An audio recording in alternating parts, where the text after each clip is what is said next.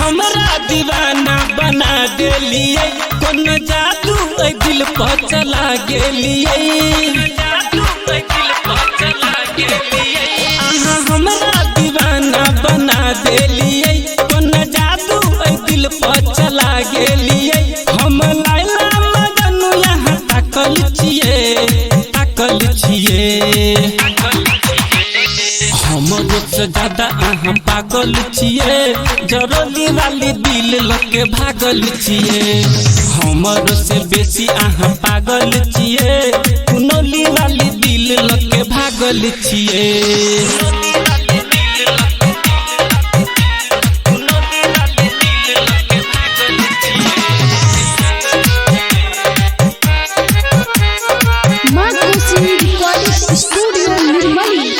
रही रही दिल में बजैया कोनो घंटी आही के याद में भ गेलो संठी।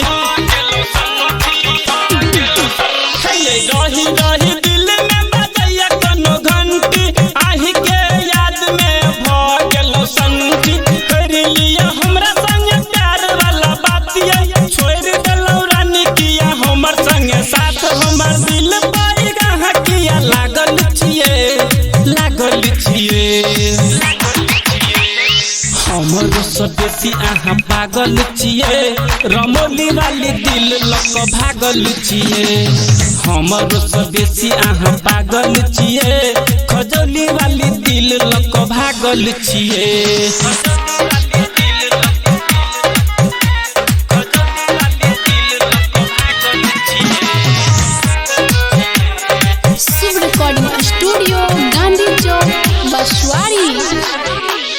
रही अनजान हम मानी भगवान के रही रही याद आवे रानी हमरा जान के।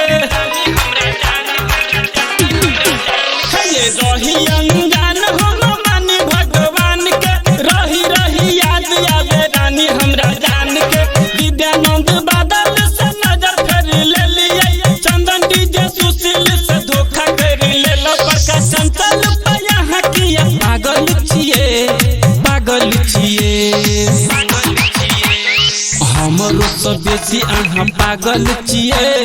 धबोली वाली दिल लके भागल छिए हमरो से बेसी अहाँ पागल छिए।